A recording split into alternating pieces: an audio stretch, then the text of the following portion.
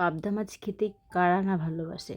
আমি এমন মানুষ দেখিনি যারা পাবদা মাছ খেতে ভালোবাসে না। দেখো কালারটা এত সুন্দর হয়েছে, বিয়েবাড়িও কিন্তু হার মানিয়েছে। তো দেখো এত সুন্দর কালার পেতে হলে আমার রেসিপিটা কিন্তু তোমাদের শুরু থেকে শেষ পর্যন্ত দেখতে হবে। পাবদা মাছগুলো ভালো করে ধুয়ে নিয়ে এখানে নুন হলুদ দিয়ে ভালো করে প্রথমে মেখে নেব।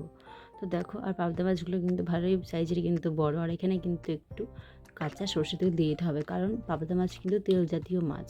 এটা যদি তোমরা কাঁচা তেল না দাও তাহলে কড়াইতে দিলে কিন্তু প্রচুর পরিমাণে ফুটবে।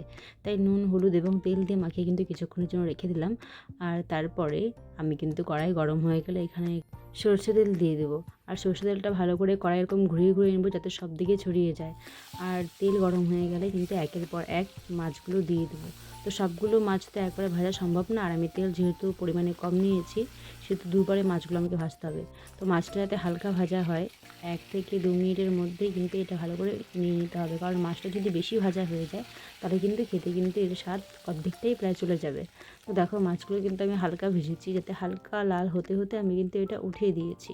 এখন কিন্তু আমি বাকি মাছটাও দিয়ে তরকারির জন্য আলু বেগুন পেঁয়াজ কিন্তু কেটে নেব। আর এদিকে দেখো মাছ ভাজা কিন্তু আমার প্রায় সব শেষ। এখন কিন্তু আলু বেগুন পেঁয়াজ ভালো করে ধুয়ে নিয়েছি। আর সবার প্রথমেই যেটা আমি করব, তাওয়া বসিয়ে দিয়েছি, এখানে জিরে এবং ধনে দুটোকেই ভালোভাবে ভেজে নেব।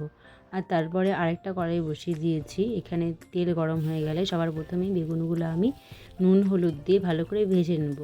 কারণ বেগুন আর আলু যদি একসঙ্গে দিই বেগুনগুলো কিন্তু একেবারে গলে যায়। সেই জন্য বেগুনগুলো হালকা ভাজা হওয়ার পরে এখানে নুন হলুদ দিয়ে দিয়েছি।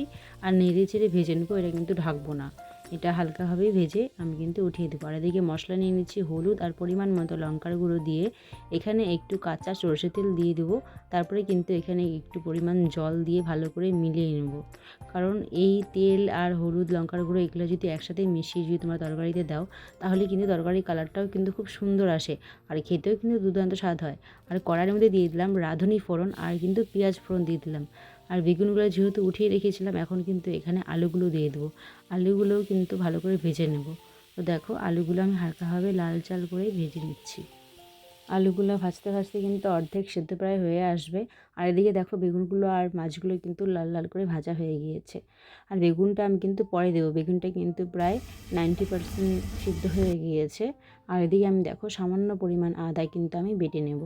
আর এখানে বেটে দিয়ে দিয়েছি অল্প একটু একদম। আর এখন আমি হলুদ আদা সব কিছু মিশিয়ে এখানে কিন্তু আমি এখন কড়াইয়ের মধ্যে দিয়ে দিয়েছি। এখন এটাকেও ভালো করে কষিয়ে নেব।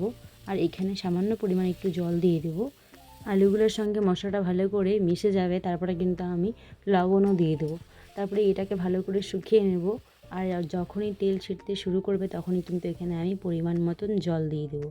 আর জল দিয়ে ভালো করে নেড়েচে ঢেকে রাখবো যাতে আলুটা 90% মতন সেদ্ধ হয়ে আসে।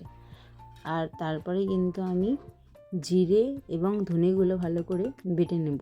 একটা পাটার মধ্যেই বেটে নেব, কারণ সামান্য মশলা, এটা কিন্তু মিক্সিতে করলে আবার ভালো পেস্ট হবে না। আর আলুটা যখনই সেদ্ধ হয়ে এসেছে তখন বেগুনগুলো যে ভেজে রেখেছিলাম আমি, বেগুনগুলো কিন্তু এখন আমি একের পর এক দিয়ে দেবো। আর তারপরেও এটা যখন আরেকটু ফুটে আসবে তারপরে কিন্তু আমি মাছগুলোও দিয়ে দেবো। আরও হ্যাঁ, কাঁচা লঙ্কা তোমরা যদি চাও চিড়ে দিতে পারো। আমি কিন্তু হালকা চিড়ে দিয়ে দিয়েছি 3টা কাঁচা লঙ্কা, কারণ যদি কেউ বেশি ঝাল খেতে পছন্দ করে তখন সে পাতে নিয়ে নেবে লঙ্কা। তো মাছও দিয়ে ফেলেছি, এখন কিন্তু জিরে ধনে বাটাটাও দিয়ে দিয়েছি।